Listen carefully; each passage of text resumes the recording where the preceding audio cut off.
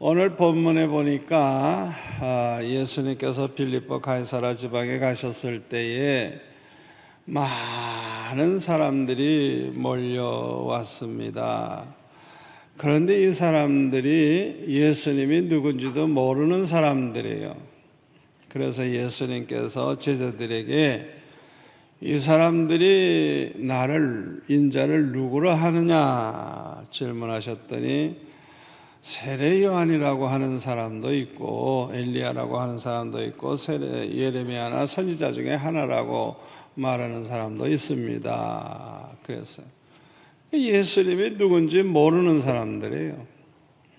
그때 예수님께서 제자들에게 너희들은 나를 누구라 하느냐 질문을 하시니까 이 베드로가 대답하기를 주는 그리스도시요 메시아 그리스도시요 살아계신 하나님의 아들이십니다. 이렇게 대답을 할 때 바요나 시몬아 내가 복이 있다 이를 내게 알게 하니는 혈육이 아니고 하늘에 계신 너희 아버지시니라.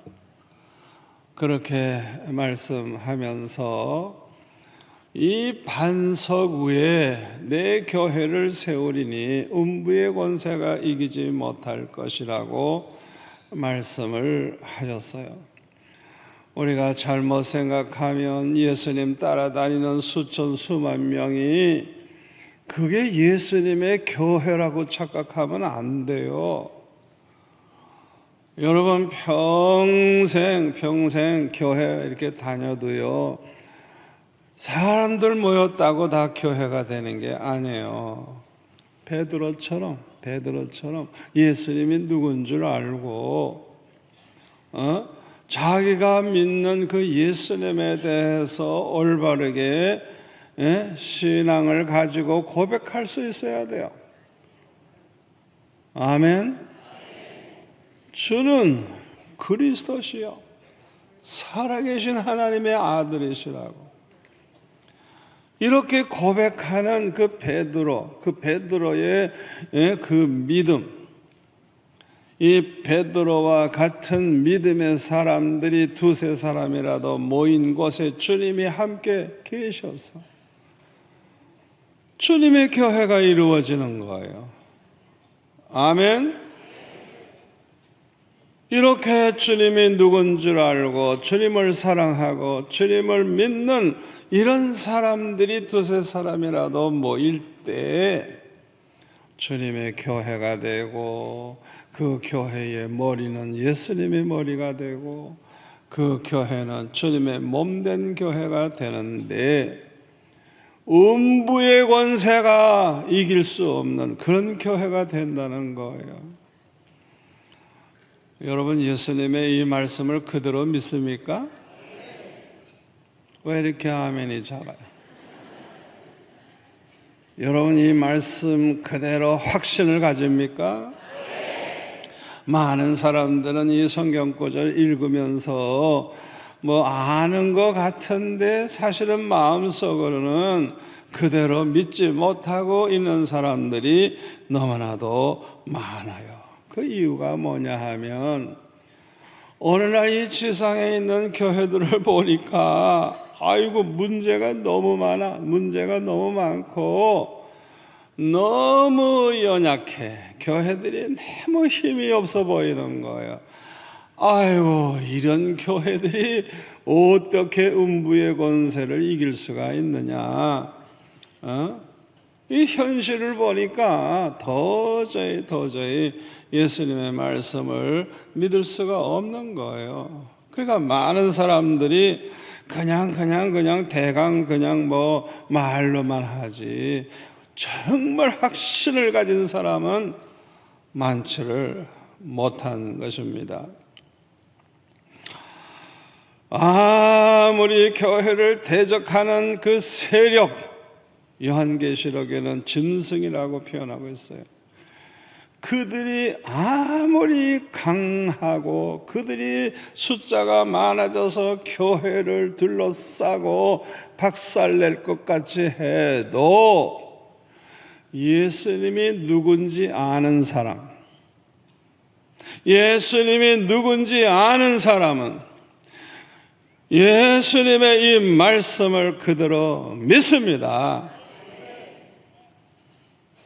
예수님을 모르니까, 예수님이 어떤 분줄 모르니까 의심을 하지, 예수님이 누군지 아는 사람은 예수님의 말씀대로 될 줄 그대로 믿게 되는 것입니다. 여러분들이 예수님을 그 말씀 그대로 믿어주는 것, 그대로 믿는 게 얼마나 중요한지 몰라요. 제가 82년도에 첫 번째 안식년에 미국에 가서 공부할 때에 여러 교회 다니면서 부흥회를 인도했어요. 그런데 한국에 소문이 났습니다. 정 목사가 미국에 가더니 어느 교회 부임을 해서 설교하는 거 봤다 그러는 거예요. 그러니까 우리 교회 성도들이 얼마나 순진하고 순박한지 그 거짓말 그걸 듣고 사실을 확인해 보지도 않고, 아이고 정 목사도 별 수 없구나, 미국 애들 데리고 다 가더니 변했구나 이래가지고 울고 불고 뭐 그냥 낙심을 하고 그렇게 야단이 났어요.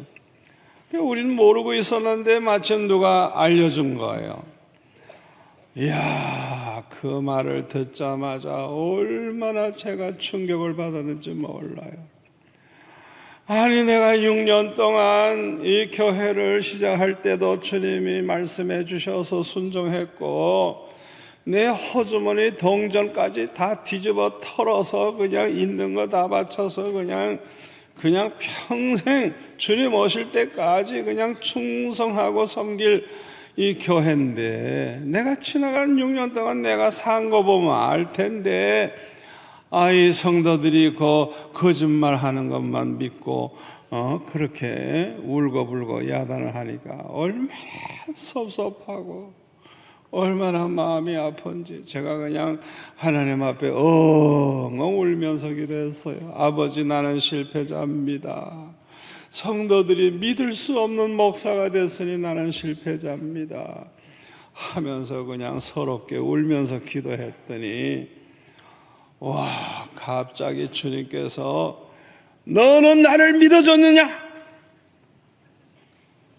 너는 나를 믿어줬느냐? 책망을 하시는데, 아니, 나 같은 인간, 이 하찮은 인간, 내가 뭐 100% 완전한 것도 아니고 책임질 것도 아닌데 나 같은 인간도 믿어주지 아니할 때 이렇게 마음이 아픈데 100% 신실하시고 정말로 완전하신 그분을 믿어주지 아니하고 자꾸만 의심을 할 때 우리 주님의 마음이 얼마나 아프실까, 그걸 생각하니까 그냥 나도 모르는 사이에 주님 용서해 주세요, 용서해 주세요. 내가 앞으로는 주님을 내가 100% 그냥 무조건 믿겠습니다. 어떤 일이 있어도 나는 그대로 믿겠습니다. 그렇게 대답을 했어요.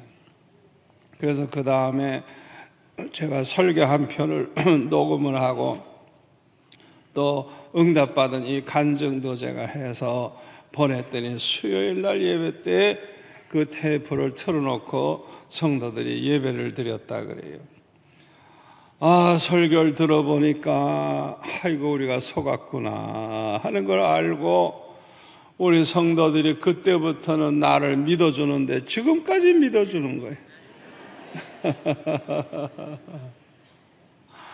여러분, 불가능해 보여도 주님께서 교회가 이긴다 했으면 이길 줄 믿으시기를 바랍니다.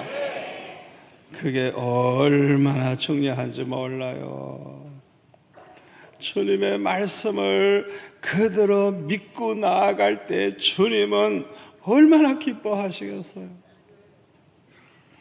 마태복음 5장 18절에 보면 진실로 너에게 이르노니 천지가 없어지기 전에는 율법의 1.1획도 결코 없어지지 아니하고 다 이루리라. 100% 그대로 이루리라. 아멘. 마태복음 24장 35절 천지는 없어질지언정 내 말은 없어지지 아니하리라. 저와 여러분이 장차 들어가서 살 그 나라는 새 하늘과 새 땅이에요. 새 하늘과 새 땅. 여러분 성경을 잘 보세요. 우리가 영원히 살 그것은 새 하늘과 새 땅이에요. 이 세상은 반드시 심판을 받을 것이고 불바다가 될 것이고 이 세상은 없어질 날이 와요. 저와 여러분이 살 것은 새 하늘과 새 땅이에요. 천지는 없어져도 주님의 말씀은 영원히 변함이 없고 그대로 이루어진다는 걸 믿으시기를 바랍니다. 이게 어떻게 가능한 말입니까? 어떻게 가능하죠? 우리 예수님은 전지전능하시고 절대주권을 가지고 계시고 하늘과 땅의 모든 권세를 가지고 계시고 신실하신 분이고 완전하신 분이기 때문에 예수님의 말씀은 그대로 이루어질 수밖에 없습니다. 우리는 이걸 믿어야 돼요. 그런데 성경에 보니까 누구든지 예수를 믿으면 박해를 받게 된다 그랬어요. 요한복음 15장 18절에 보니까 세상이 너희를 미워하면 너희보다 먼저 나를 미워한 줄을 알라. 너희가 세상에 속하였으면 세상이 자기의 것을 사랑할 것이나 너희는 세상에 속한 자가 아니요 도리어 내가 너희를 세상에서 택하였기 때문에 세상이 너희를 미워하느니라. 내가 너에게 종이 주인보다도 크지 못하다 한 말을 기억하라.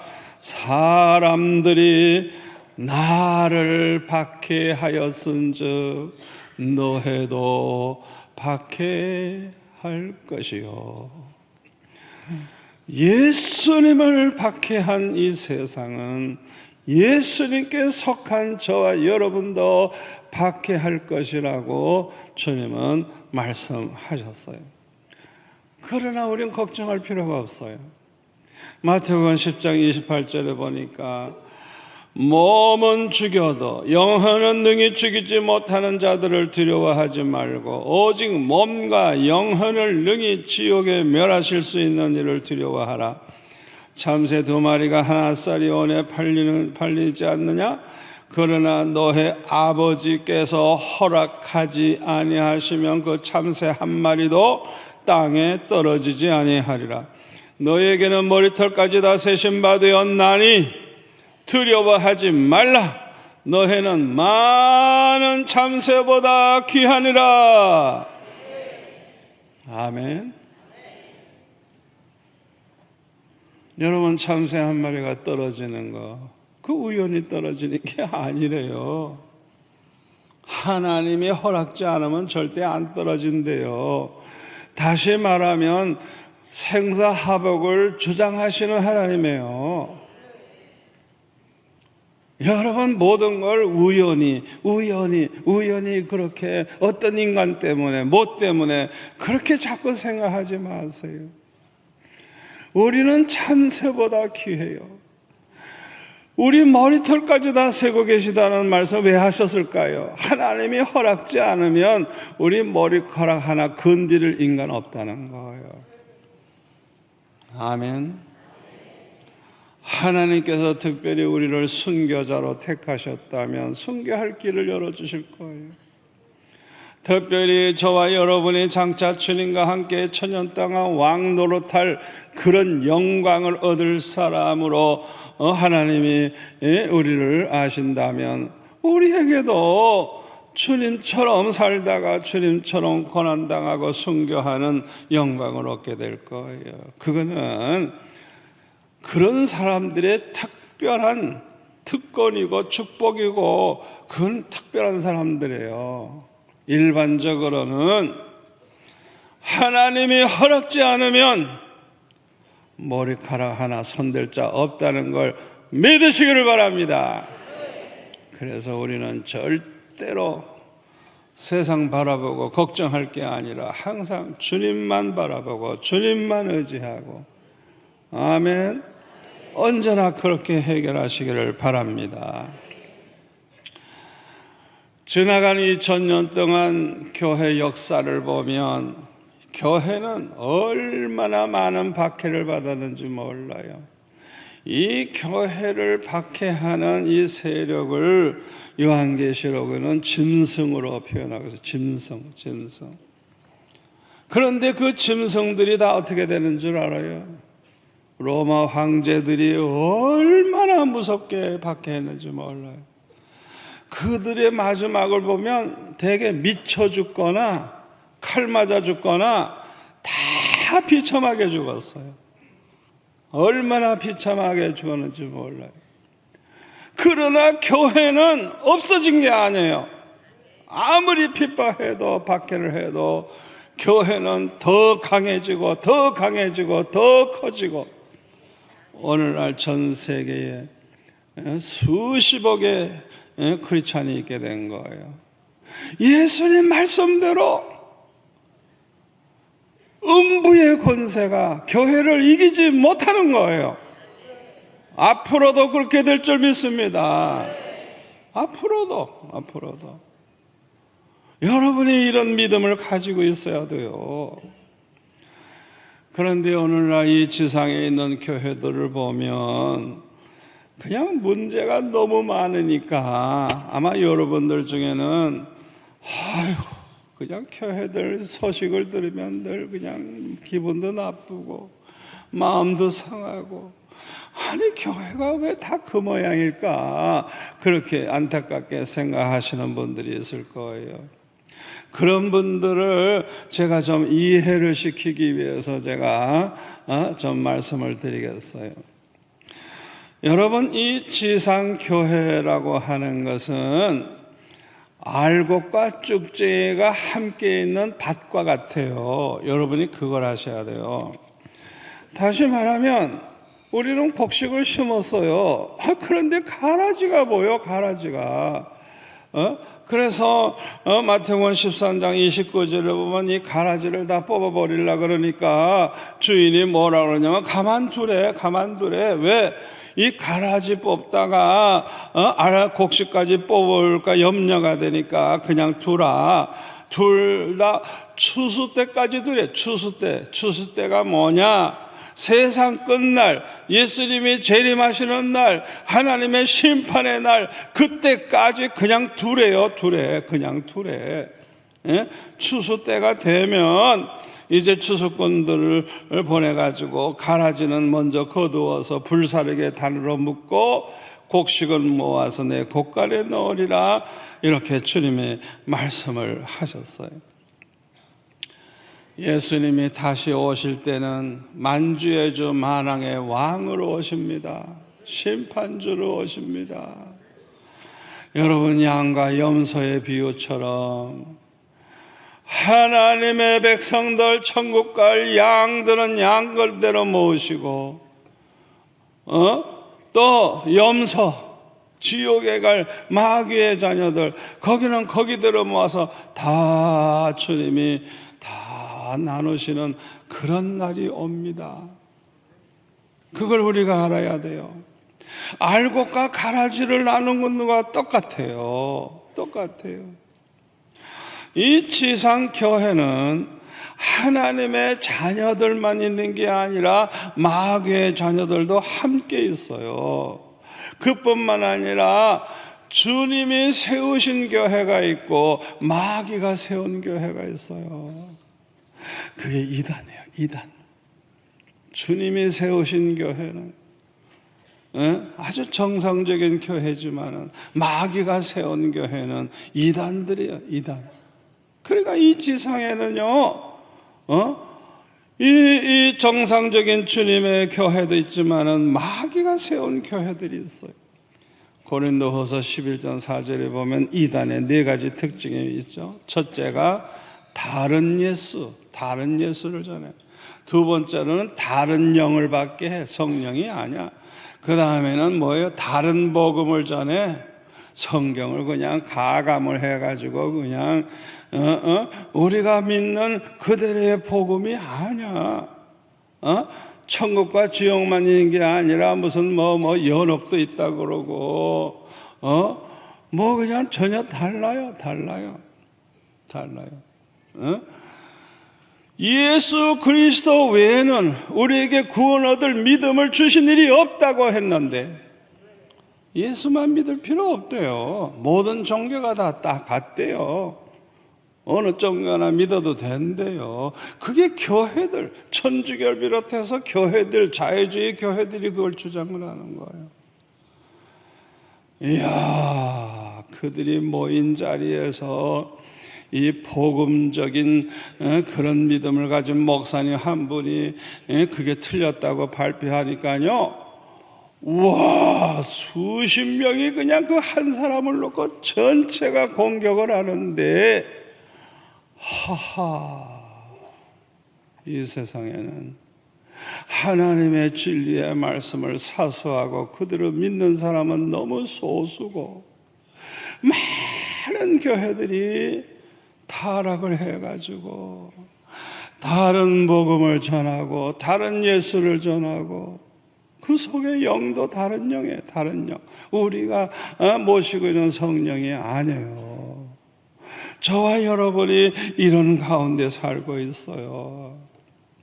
고린도후서 11장 13절에 보면 그런 사람들은 거짓 사도요 속이는 일꾼이니 자기를 그리스도의 사도로 가정하는 자들이니라.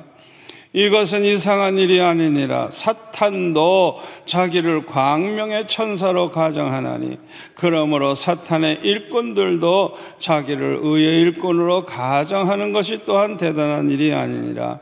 그들의 마지막은 그 행위대로 되리라. 그랬어요. 우리가 아무 교회나 십자가만 있으면 다 같은 교회인 줄 알고 그렇게 가면 안 돼요.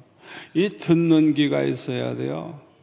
이게 성경에 맞는 소리인지 이단인지, 이 사람이 정말 성령 받은 사람인지 미혹의 영 받은 사람인지 그걸 분별할 줄 알아야 돼. 분별할 줄 알아야 돼. 아멘. 우리가 성경도 많이 읽고 똑바로 알고 말씀을 그대로 믿어야지. 무식하면 안 돼요. 무식하면 다 이단에게 넘어가는 거예요. 넘어가는 거예요. 자유주의 신학자들에게 넘어가는 거예요. 여러분 그거 하셔야 돼요. 오늘날 자유주의 신학을 따르는 교회들이 얼마나 타락을 했는지 미국의 큰 장로교단이 그렇게 타락을 해버렸어요. 그 초계장까지 한 분을 제가 얼마 전에 저를 찾아왔길래 내가 물어봤어요. 당신은 도대체 그걸 어떻게 믿느냐 그랬더니 자기는 다 성경대로 믿는다 그래요. 그래서 당신 교회 안에서 어떤 일이 일어나느냐 그랬더니 여러분 그 동성연애니 이런 사람들 왜 그 희한하게 옷차림하고 이렇게 그렇게 자기네들 행사하는 거 저는 그 사진 누가 보내줘서 봤는데 그렇게 하고 성찬 예식을 한대요. 여러분 한번 상상해 보세요. 그걸 성도들이 볼 때 그 교회 나가겠어요? 제가 미국에 가서 보니까요 5,000명, 6,000명 모이는 예배당 우리 교회보다 더 좋아요. 그런데 교인이 다 떠나고 없어요. 왜? 그건 교회가 아니에요. 그 목사도 동성연애자고 이러니까 아예 다 떠내버리는 거예요. 그래가지고 러시아 교회가 그걸 인수해가지고 예배를 드리더라고요. 저와 여러분이 이런 때에 살고 있어요 지금.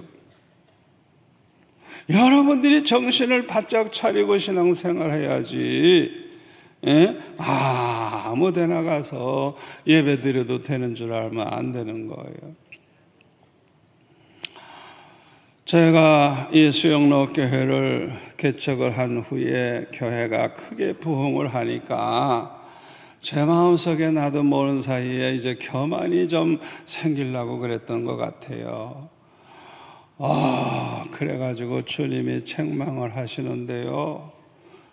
이 교회는 네가 세운 게 아니라 내가 세웠다.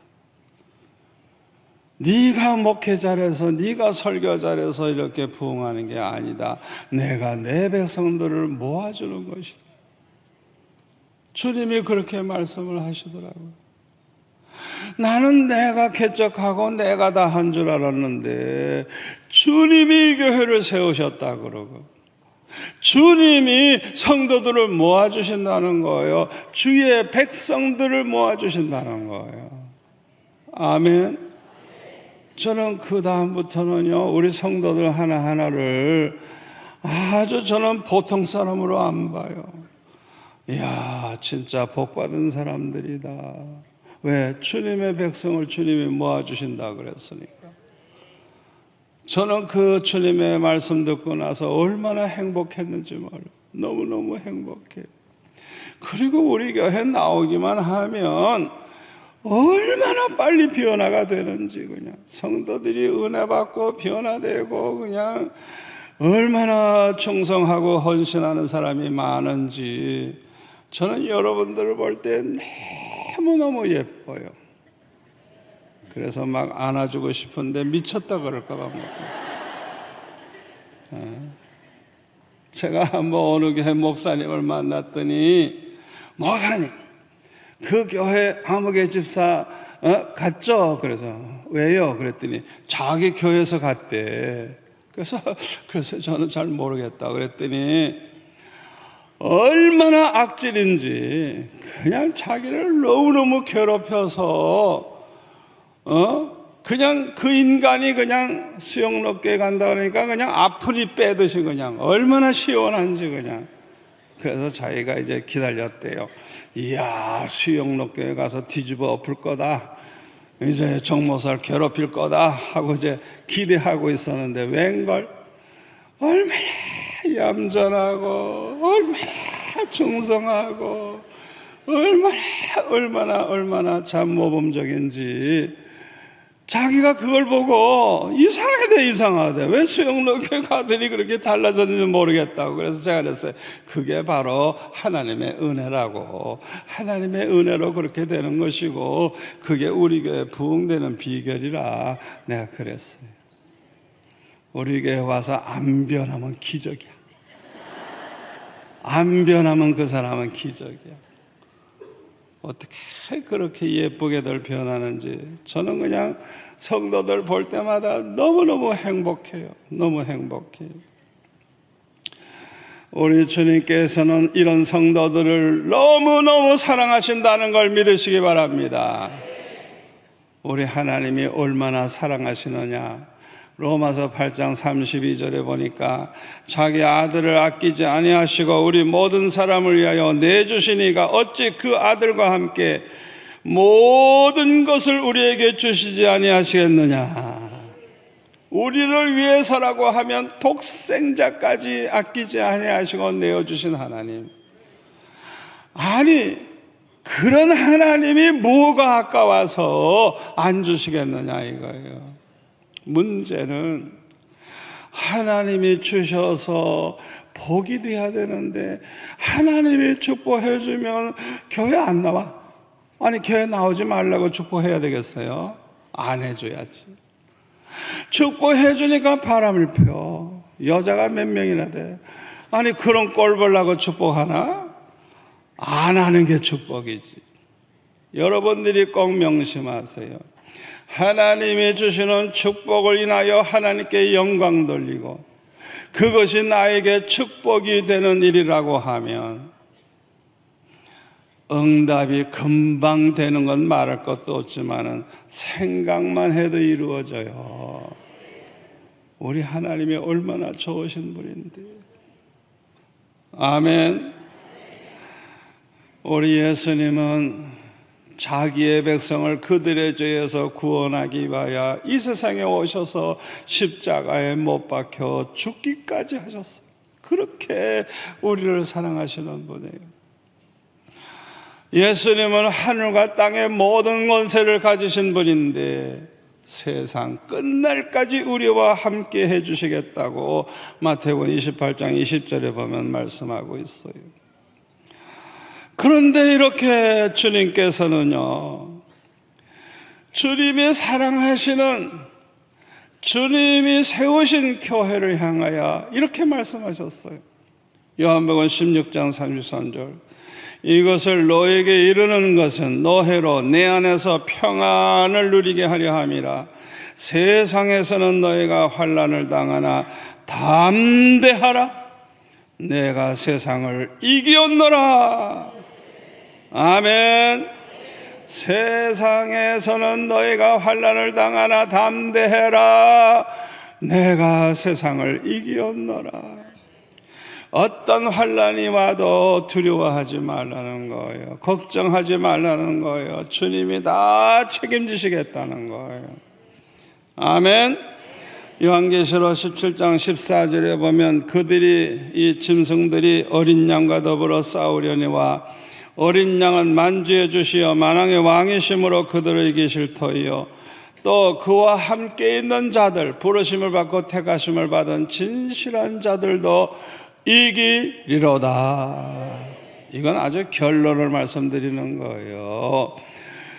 결국에는 이긴다는 거예요. 예수님 말씀대로 된다는 거 믿으세요. 믿으세요. 지상의 교회들이 약해 보여도 예수님이 이기시기 때문에 예수님과 함께 있는 우리 성도들도 이긴다는 걸 믿으시기를 바랍니다. 요한계시록에 보면 이야, 여러 가지 재앙이 임하는 걸 볼 수 있어요. 특별히 이제 요한계시록 13장에 보면 얼마나 사나운 짐승이 나타나가지고 핍박을 하는지 말도 못해요. 그런데 8절에 보니까 아니 어린 양 예수님의 이 생명책에 기록되지 못한 사람들, 지옥에 갈 인간들만 짐승에게 절을 하고 그렇게 경배하지. 이 요한계시록 전체를 보니까 생명책에 그 이름이 기록된 우리 성도들은 다 이긴다 그랬어요. 어떤 짐승이 아무리 핍박해도 이긴다 그랬어요. 여러분 이 말씀을 그대로 믿으시기를 바랍니다. 마태복음 24장 20절 이하에 보면 예수님이 재림하시기 전에 창세 이후로 없었던 아주 큰 환난, 그동안에 있었던 환난과 비교할 수 없는 큰 환난이 예수님 오시기 직전에 있어요. 얼마나 그 환난이 험한지 우리 택한 백성들을 위해서 좀 짧게 감해 주셨다 그랬어요. 그런데요 29절에 보니까 그 환난 후에 예수님이 재림을 하시는데 구름 타고 오신다는 거예요. 많은 사람들이 그걸 보고 통곡을 하게 된대요. 왜요? 예수 믿지 않는 사람은 이제 심판받고 지옥에 갈 거니까 진짜 예수님 오시는 걸 보니까 그때서야 정신이 나가지고 통곡을 하는 거예요. 교회를 평생 다닌다고 했는데 실제로는 믿음이 없는 사람들, 건성으로 다닌 사람들 가슴 치고 땅 치고 울게 될 거예요. 여러분들이 언제까지나 그렇게 살렵니까? 우리 교회는 그런 교회는 하나도 없을 줄 압니다만 우리가 깊이 좀 생각을 해봐야 돼요. 예수님 재림하시는 날은 우리 성도들의 수고가 다 끝나는 날입니다. 더 이상 무슨 환난이니 핍박이니 병이니 아무것도 무슨 걱정할 필요가 없어요. 모든 게 다 끝나는 날이에요. 예수님 재림하시면 아마 우리 성도들은 그냥 기뻐서 그냥 할렐루야 하며 뛰며 춤을 출 것 같아요. 아멘. 그러나 세상 사람들은 아이고 정말 지옥에 가게 생겼구나, 통곡하며 땅을 치며 우는 모습을 보게 될 거예요. 앞으로 환난이 심해질 겁니다. 심해질수록 믿음의 사람들은 주님 좀 빨리 오세요. 좀 빨리 오세요. 빨리 오세요. 왜? 주님 오시면 끝나니까. 그렇게 기도하게 될 거예요. 그래서 요한계시록 22장 20절에 보면 이것들을 증언하시니가 이르시되 내가 진실로 속히 오리라 하시거늘 다 같이요.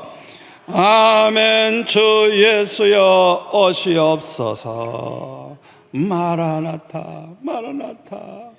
주님 좀 빨리 오세요. 빨리 오세요. 빨리 오세요. 아마 북한에 있는 지하교회 성도들이 그런 기도하고 있을 거예요. 주님 좀 빨리 좀 오세요. 빨리 오세요. 자, 그러면 왜 이렇게 예수님이 재림하시기 전에 큰 환난이 있게 하시는 걸까? 두 가지 이유가 있어요. 하나는 이 환난을 통해서 많은 사람들이 예수 믿게 됩니다. 평안할 때보다도 환난의 때에 그렇게 반들반들 말도 안 듣고 예수 안 믿을 그런 사람들이 그냥 거꾸로져 가지고 그냥 전부여 의지 없어서 손 들고 옵니다. 항복하고 나오는 거예요. 그래서 하나님은 이 환난을 통해서 돌아올 사람들 다 돌아올 기회를 주시는 거예요. 여러분, 지금 중동의 이슬람 국가가 왜 그렇게 난리를 치고 지금 환난이 아주 그냥 전쟁, 환난, 재난이 뒤범벅되는 줄 알아요? 예수님 오실 때가 됐기 때문에 그냥 빨리 뛰쳐나오도록 거기서 뛰쳐나와서 예수 믿어 구원 얻도록 기회를 주시기 위해서 그렇게 하시는 거예요. 실제로 이슬람 교도들 중에 예수 믿게 되는 사람이 얼마나 많아지고 있는지 몰라요. 하나님의 때가 된 거예요. 아멘. 또 한 가지 목적은 뭐냐? 예수 믿는다고 하면서도 믿음이 너무 약해, 작아. 그래서 미지근한 신앙으로 그저 사는 사람들, 환난이 와보세요. 그냥 정신이 퍼뜩 나가지고 그냥 안 하던 철학기도도 나오고 그냥 새벽기도도 나오고 그냥 하나님 앞에 기도하다가 보니까 은혜 받고 은혜 받다가 보니까 믿음이 생기고 믿음이 그냥 자라나니까 기적이 일어나고. 아멘. 그래서 그냥 자기에게 일어난 걸 사람들에게도 증거하고 간증하다가 보니까 많은 사람에게 전도를 하게 돼서 결국에는 하나님께 영광 돌리게 되는 거예요. 아멘. 여러분, 아무리 어려운 일 와도 기도하면 해결된다는 걸 믿으시기를 바랍니다. 마태복음 17장 19절 20절에 보면은 예수님은 귀신을 잘 쫓아내시는데 제자들은 쫓아내질 못했어요. 그래서 왜 우리는 귀신을 쫓아내지 못하였나이까 하니까 너희들 믿음이 작은 연곤이라 말씀하시면서 만일 너의 믿음이 겨자씨만큼만 있다고 할지라도 이 산을 명하여 여기서 저기로 옮겨지라 하면 옮겨질 것이요 또 너희가 못할 것이 없으리라 주님이 말씀하셨어요.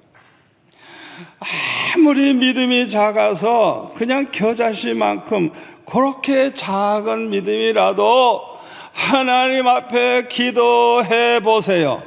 어떤 일이 일어나는가? 기도하면 은혜 받고 은혜 받으면 믿음이 자라고 점점 믿음이 커져가지고 믿는 자에게는 능치 못함이 없다고 했어요. 믿음이 생기니까 막 기적이 일어나는 거예요. 엄청난 일이 일어나는 거예요. 그래서 해결 못할 게 없는 거예요. 아멘. 아무리 100% 불가능해 보여도 저와 여러분이 기도하기 시작하면 100% 가능해진다는 걸 믿으시기 바랍니다. 하나님에게는 불가능이 없어요. 불가능이 없어요. 그 사무엘상 7장에 보면 이스라엘 백성들이 블레셋의 노예가 돼가지고 밤낮 밤낮 그냥 농사 지은 거 다 뺏기고 그냥 양과 소 그냥 염소 다 뺏기고 밤낮 고생할 때 사무엘 선지자가 이스라엘 백성 남녀노소 애들까지 그냥 다 미스바로 모이라 그래가지고 그냥 하루 종일 금식하고 회개하면서 하나님 앞에 부르짖어 기도했어요. 이렇게 한 군데 모여 있으니까 블레셋 사람들은 이때야말로 기회다, 이걸 몽땅 우리가 죽여버리자 이러고 막 그냥 포위하고 쳐들어올 때 하나님께서 그냥 큰 우레를 발해가지고 그냥 그들이 혼비백산해서 정신 못 차릴 때 그냥 가서 다 죽여버리고 그냥 그들을 쳐부셔가지고 결국에는 잃어버렸던 뺏겼던 그런 도시와 지방과 그 땅을 다 되찾게 되고, 하나님께서 사무엘이 살아있는 동안에는 그들을 막으심으로 다시는 침범하지 못해서 그야말로 평안을 누리게 됐다 그랬어요. 하루 그날 하루 온 백성이 모여서 울부짖으며 회개하며 기도했는데 그런 기적이 일어나는 거예요. 딴 세상이 돼버린 거예요. 여러분, 미스바에서 역사하신 그 하나님이 지금도 똑같이 역사하십니다. 저와 여러분이 좀 예수를 믿는다고 하면 그런 응답을 좀 체험해 봐야 되잖아요. 우리가 기도할 때 이런 일이 일어나는구나, 그런 간증이 좀 있어야 되잖아요. 저는 그런 간증이 많습니다. 그러니까 저는 1%도 의심하지 않아요. 돌아오는 3월 1일 날 우리가 하루를 금식하며 기도할 때 여러분 모두 다 참여하세요. 그 하루만이라도 금식하면서 하나님 앞에 바르게 못 산 거 회개하면서 하나님 앞에 부르짖어 보세요. 어떤 일이 일어나는가. 역대하 7장 14절에 보면 내 이름으로 일컫는 내 백성이 그들의 악한 길에서 떠나 스스로 낮추고, 회개하는 자의 자세입니다. 스스로 낮추고 기도하여 내 얼굴을 찾으면 내가 하늘에서 듣고 그들의 죄를 사하고, 그뿐만 아니라 그들의 땅을 고칠지라. 죄만 용서하는 게 아니고 세상을 바꿔주겠다는 거예요. 땅을 다시 새롭게 해주겠다는 거예요. 이것은 하나님의 약속의 말씀입니다. 저와 여러분이 겸손하게 회개하고 하나님 앞에 부르짖으면 용서만 받는 게 아니에요. 우리에게 새로운 세상을 허락해 주실 거예요. 아멘. 우리가 이렇게 환난의 때는 어디를 바라보고 어디에 관심을 가지고 사느냐가 참 중요합니다. 이스라엘 백성들이 광야에 있을 때 그 광야만 이렇게 밤낮 보고 사는 사람들은 얼마나 짜증이 납니까? 얼마나 화가 납니까? 그러니까 그냥 원망 불평만 하게 되고 그냥 이렇게 하다 보니까 믿음도 다 없어져 버리고 모든 걸 자포자기하게 되고 결국에는 그 사람들은 가나안 땅에 하나도 못 들어갔어요. 그러나 여호수아와 갈렙은 그 광야를 이렇게 눈으로는 보이지만은 날마다 불기둥과 구름기둥으로 인도하시는 하나님을 바라보고, 만나와 메추라기를 날마다 내려주시는 하나님을 바라보고, 또 가나안 땅, 젖과 꿀이 흐르는 가나안 땅을 주신다는 그 말씀을 믿고 그 땅을 믿음의 눈으로 바라보면서 끝까지 나아갈 때 그들은 결국 가나안 땅을 다 정복했잖아요. 우리가 누구를 바라보느냐가 중요한 거예요. 지금도 마찬가지예요. 이 풍파많은 이 세상만 바라보지 마세요. 절대 주권을 가지고 이 세상을 주관하시는 주님을 바라보시기 바랍니다. 주님의 말씀을 붙잡고 주님의 말씀만 바라보시기를 바랍니다. 왜요? 주님의 말씀대로 반드시 이루어지기 때문인 것입니다. 그런데 우리가 하루 종일 TV나 보고 신문만 보고 이 나라뿐만 아니라 전 세계 날마다 일어나는 사건을 그냥 뉴스를 통해 보고 듣다가 보면은 그냥 저절로 근심 걱정이 많아지고 마음이 자꾸 불안해지고 두려운 마음이 생기고 부정적인 마음이 생기게 돼요. 그러다가 보면 믿음이 자꾸 없어져. 믿음이 약해지는 거예요. 마음의 평강도 없어지고 삶의 의욕도 없어지고 자기도 모르는 사이에 부정적인 말을 자꾸 하게 되는 거예요. 이건 아주 마귀가 제일 좋아하는 거예요. 이건 완전히 마귀에게 그냥 속는 거예요. 오늘과 같은 때는 이 TV나 신문을 하루라도 한번 다 그냥 덮어버리고 보지 말아보세요. 왜 그렇게 편한지. 세상에 무슨 일이 일어나도 모르고 한번 살아보세요. 얼마나 편한지. 여러분에게 아무 일도 없으니까 정말 편합니다. 잠도 잘 오고 밥맛도 나고. 아멘. 우리는 모든 염려거리를 하나님께 다 맡기고 늘 그냥 깨어 기도하고 범사에 감사하고 하나님을 찬양하고 믿음의 말만 하면 이것이 가장 지혜로운 삶이 될 줄로 믿습니다. 특히 평소에 어떤 말을 하느냐가 참 중요합니다. 왜? 우리 말하는 걸 하나님이 다 듣고 계시고 그대로 이루어지겠다고 아주 맹세까지 하셨기 때문에 우리는 언제나 믿음의 말만 해야 돼요. 믿음의 말. 아멘. 하나님은 언제나 우리와 함께 하십니다. 이런 게 믿음의 말이에요. 하나님은 결코 우리를 버리지 않고 떠나지 아니하십니다. 우리 하나님은 우리에게 있어야 할 것 다 알고 계십니다. 먼저 그의 나라와 그의 의를 구하면 다 주시겠다고 약속하셨습니다. 이 믿음의 말이에요. 로마서 8장 28절 말씀대로 하나님을 사랑하는 자, 그 뜻대로 부르심을 입은 자들에게는 모든 것, 좋은 일, 나쁜 일, 모든 것, 그 모든 것이 합력하여 선을 이룬다고 말씀하셨어요. 그러니까 우리는 이 말씀을 믿고 어려움 당하는 성도들에게 언제나 믿음의 말을 하셔야 돼요. 그것 때문에 더 좋은 일이 있을 거야. 그게 당신에게 축복이 될 거야. 걱정하지 마. 하나님이 그것 때문에 당신에게 은혜도 더 많이 주실 거야. 무조건 말해버리세요. 아멘. 그리고 서로 축복하면서 살아가시기를 바랍니다. 당신은 나의 보배야. 당신 때문에 나는 행복해. 당신 얼굴만 봐도 살맛이 나. 하나님이 당신을 너무너무 사랑해. 당신은 성공할 거야. 농땡인데 당신은 성공할 거야. 무조건 축복의 말을 하는 거예요. 왜? 하나님이 우리 말 들으시고 그대로 해주시겠다고 아주 맹세까지 하셨으니까. 이 말이라는 게 얼마나 중요한지 몰라요. 하여튼 최고로 좋은 말만 골라서 하세요. 놀라운 일이 일어나는 거예요. 그 말이 이루어지는 걸 보게 되는 거예요. 아멘.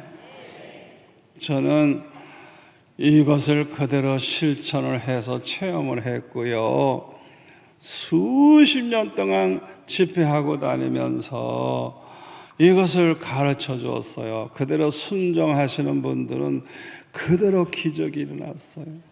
그래서 이 교회에서 큰일 하시는 분들 너무 걱정을 많이 합니다. 왜? 재정적으로도 그렇고 여러 가지 여건이 힘드니까 걱정을 어른들이 많이 하세요. 그러면 저는 꼭 그분들에게 부탁을 합니다. 아무것도 걱정하지 말고 항상 모든 것이 잘 됩니다. 이 말만 하라고. 그러면 진짜 잘 된다고. 그런데 제가 말을 했더니 그대로 순종을 하신 분들 아주 그냥 기적적으로 모든 일이 잘 되는데 그동안 걱정한 거 괜히 걱정한 거예요. 왜? 너무 잘 되는 걸 보니까. 모든 것이 잘 됩니다. 이 믿음의 말 우리 한번 해볼까요? 모든 것이 다 잘 됩니다. 한 번 더 할까요? 더 좋은 일이 생길 겁니다. 무조건 그렇게 말해버리세요. 이 말이 그렇게 중요한 거예요. 마지막으로 한마디만 더 하겠습니다. 이 세상의 문제, 우리나라의 문제, 내 개인의 문제, 우리가 생각해 보면 내 힘으로 해결할 수 있는 게 별로 없어요. 여러분 곰곰이 생각해 보세요. 여러분 스스로가 해결할 수 있는지 생각해 보세요. 해결할 수가 없어요. 그러니까 우리가 해결할 수도 없는 문제를 놓고 밤낮 그걸 보고 생각을 하고 그걸 보고 걱정을 하고 그걸 가지고 밤낮 의논을 한다고 하면 문제가 더 커지고 더 커지고 더 커지고 완전히 그 문제 속에 내 인생이 그냥 완전히 그냥 묻혀버려 가지고 지옥과 같은 삶을 살게 되는 거예요. 아니 내가 해결도 못하면서 왜 그렇게 하느냐 이거예요. 여러분 아무리 불가능한 문제라도 하나님은 해결하십니다. 해결자는 오직 하나님뿐이에요. 그러니까 내가 짊어질 필요가 없어요. 입을 꼭 다물고 기도만 하면 돼요. 입을 꼭 다물고 하나님께 맡기는 거예요. 주님 밖에는 해결할 수 있는 분이 없습니다. 주님이 다 맡아주세요 하고 그냥 주님 앞에 그냥 매달리는 거예요. 사람에겐 말하지 말고 그냥. 그러면요 제가 경험해 보니까 문제가 그냥 어떤 때는 인사도 안 하고 가버려. 언제 없어졌는지도 몰라. 세상에. 이야 얼마나 감사한지. 또 그 문제가 그냥 축복으로 바뀌는데 제가 그걸 체험하면서 이 목회를 하다가 문제가 생기면 반가워. 왜? 이 문제 때문에 더 좋은 일이 일어날 걸 아니까 얼마나 반가운지. 제가 그런 체험을 하고 살아왔어요. 여러분들도 개인의 문제, 또 이 세상 돌아가는 거, 이 나라에 돌아가는 모든 거 우리는 아무것도 해결할 수가 없어요. 주님만이 해결할 수 있어요. 그냥 우리가 할 일은 입 다물고 기도만 하는 거예요. 아멘. 우리 한국 교회가 입을 다물고 이렇게 기도하기 시작을 한다고 하면 놀라운 기적이 일어날 것입니다. 음부의 세력이 아무리 강해도 이런 교회는 이길 수가 없습니다. 교회는 승리할 것입니다.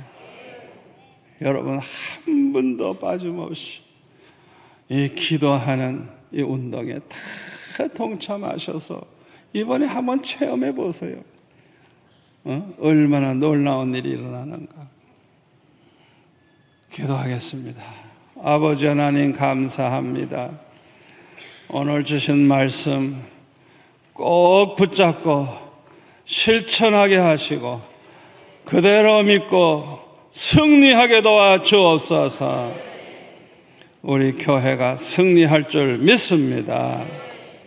예수님의 이름으로 기도하옵나이다. 아멘.